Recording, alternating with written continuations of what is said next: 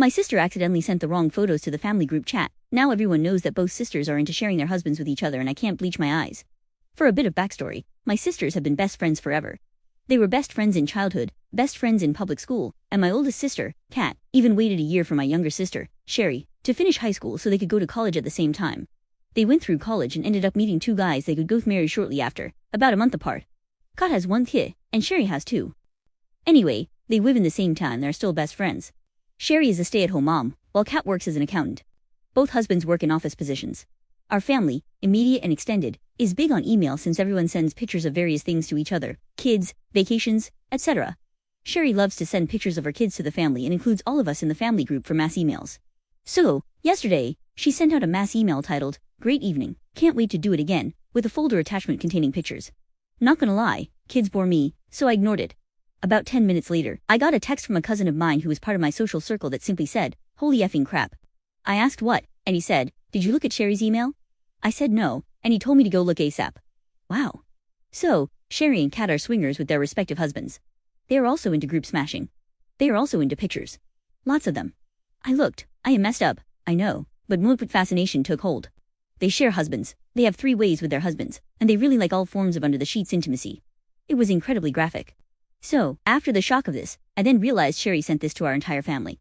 We are having Christmas dinner on Saturday. We do it earlier since it is easier on everyone's schedules. I have talked to no one except my cousin. It has been deathly quiet among our family, and I really don't want to be there Saturday. How do I handle this? What do I say to my sisters or my parents? I think booze will be heavily consumed on Saturday. Update 1. Okay, so, I replied to Sherry, giving her a heads up about what was emailed, as many of you guys suggested, so they wouldn't be caught totally off guard. She never responded. I imagine she was in panic mode all day Friday, probably debating whether to come. Saturday rolls around, and I drive to my aunt and uncle's where it is being held. I got there before Sherry and Kat and was immediately pulled aside by my dad.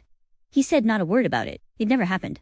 If Uncle Mark got belligerent, we were supposed to remind him of how he's ruined every relationship he's ever been in by cheating. An hour later, Sherry and brother-in-law number 1 came in with their kids. Everyone greeted them, hugged, etc. She came up to me with a look that said, "Do you hate me?" That kind of broke my heart. I hugged her, said I loved her no matter what, and left it at that. Kat, their son, and brother-in-law number 2 came in 30 minutes later, and we did the hug and greet. The rest of the dinner was normal, with no outrageous comedy lines or outbursts. That being said, I wanted to talk to one of them in private, because, after talking on here, I had questions. So last night, after the meal, those of us in the younger crew went to a bar not far down the road, while the older family watched the kids for the evening. All 4 of them hit the booze pretty fast, and I don't blame them. I am sure they'd been waiting for the outrage all evening. Eventually, Kat and I ended up alone. We made small talk, and I was thinking about the best way to approach it. She finally just blurted out, "Just get on with it." I nervously laughed, and then asked how long they had been doing that. She said since college. They went to a party with their boyfriends, not their current husbands, and after drinking and taking X, they ended up all 4 in bed together. That started their new ventures. Later, they ended up trading boyfriends, to try something new. When they met their current husbands, they continued this practice and have been doing so since college. I asked why the pictures. She said they liked to look at them to get in mood. I asked how often they do these events. She said every 2 to 3 months, just something that spices it up for them. I asked if they do it with others, and she said no way. They're only comfortable with the 4 of them because they all have feelings for each other. I turned my head a bit at that, and she explained that she loves her husband more than anything, but after being with Sherry's husband on that basis for nearly 7 years, she couldn't help but have feelings for him. She said Sherry feels the same for her husband. She said her connection with Sherry has always stayed incredibly strong, and they have never felt jealousy. She said it makes the 4 of them closer as best friends. She told me that if either of their husbands went outside of the 4 of them, they'd cut their manhood off. My sweet sisters discussing cutting off the sacred sword was a pretty big shock, though it was in jest. I asked if they ever get with the other husband without their sister or their own husband. She said when they were younger they would, but work and life now restrict how often they can, and for the last few years, the interactions have always involved all 4 of them. So, it came down to the final big question, one that I'd been working up the nerve to ask. Do you and Sherry ever do anything? She looked at me for a while, probably deciding if she should ask her. She told me they had messed around with each other 4 times, once by themselves before they met their husbands and 3 times since. She said it takes being extremely in the mood and also depraved to even consider it, and it hadn't happened in years, but they had in the past, and who knows what the future holds. So, we had a few more drinks, just letting it all settle. Not going to lie, I enjoyed being close enough for her to open up to me. I had never experienced that before.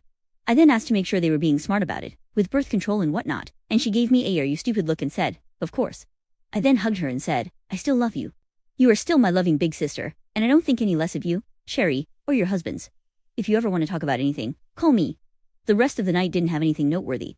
We went back to the house, and everyone drove home today. Sherry did call me and tell me that since I knew about their intimate lives, I had to tell them about mine. I said, I don't really have anything interesting like that I know of. Who knows what I will discover one day. The only partner I've had for a while is my hand. My intimate life is nowhere near as interesting as theirs. She ended the call with, thank you for still loving me, which kind of caught me off guard. Thus, Christmas dinner with the family ended, with no additional drama or fires. Commenter. Not even Batman could get that information out of me.